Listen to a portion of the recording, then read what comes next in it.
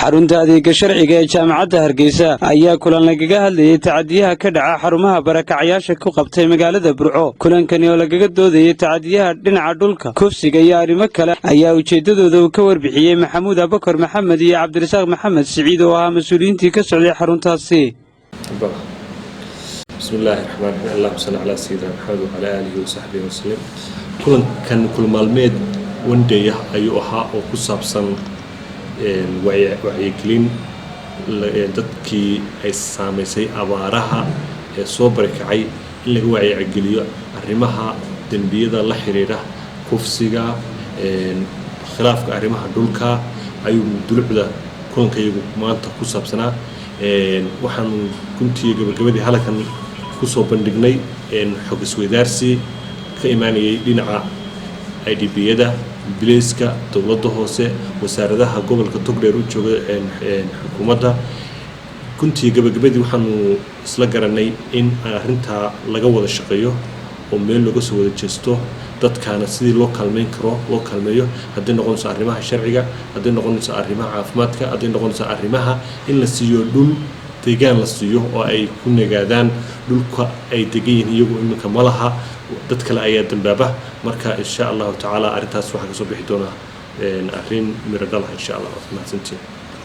talagalay in lagu wacyigeliyo dadka barakacyaasha ee abaaruhu saameeyeen gobolka Togdheer oo targetka ama diiradda la saarayay afar barakacyaal oo kala ah Koosaar, Aadan Salabaan, Ali Xuseen iyo Oktoobar. si fiican ugu qabsoomay wuxuuna ahaa wada xaajood iyo isweydaarsi in macluumaad aan kala qaadanaynay sidii dhibaatooyinka ka dhex dhaca xagga dhulka, tacadiyada, tuugada, muraadnimada, dunuubada dadka dhaca oo dhan sidii loo xalin lahaa, hab maamul lagu xalin lahaa ama lagu xalin lahaa hab sharci ama hab nidaamka waafaqsan. sidaa daraaddeed si fiican buu noogu qabsoomay, waana wada tashanay, waana la shaqayn doonaa. waxaan rajaynaynaa in markaa gobolka Togdheer iyo mas'uuliyiinta dhibaatooyinka ay ka dhawaajiyeen iyo dadka barakacyaasha mas'uuliyiintoodu in dadka wax loo qaban doono, meelahooda lagu celin doono. oo isugu jira dad barakacaya, dad abaaro ay sameeyeen, dad qaxootiya, dad aad u dhibaataysan oo amniga keeni kara, oo caafimaadka wax yeeli kara, oo kala dambeynta iyo waxaas oo dhan. waxaan rajaynaynaa in wacyigelintani ay wax weyn ka tari doonto shuruucan loogu talagalay dadkaas barakacyaasha ah, dadka abaaro sameeyeen in lagu gaarsiiyo macluumaadka ay u baahan yihiin sharciga ee soo ka qaybgalayaashii kulankaasi ayaa iyaguna ka warbixiyay dhibaatooyinka soo gaadha inta badan dadka barakacyaasha ee deegaanka amamka magaalada Burco.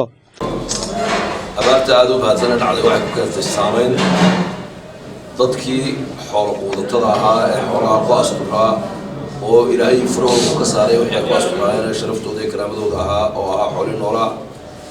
kadib markii ay dadkaas wixii deetaan waayeen alkoodii bay habsadeen, wixii ama kaalmeelay cid soo kaalmayso magaalada soo gelisa ama iyagu iskoodba day soo dabareen waxa ay ku soo biireen meelihii ay leeytaalka dadka ay ku urursaneen IDP-yada ahaa iyaga oo ka duulaya ama dareensan in dadka taakula uu qabo IDP-yada ee meelaha degani marka culays runtii aanay qaadi karin IDP-yadu ayaa soo kor fuulay oo aad u fara badan.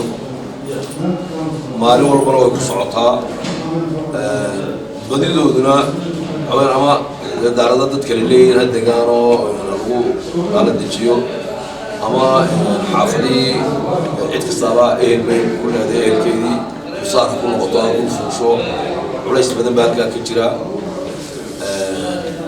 kolay ciidaha loo bandhigaana waxa weeyaan ayadaha gobolka iyo degmada inta loo gaarsiina oo bandhignaa culayska gaaleega meesha kusoo biran xadaysana maha maalintii ay soo goodaba dadkaas uu soconaya uu imanayaa.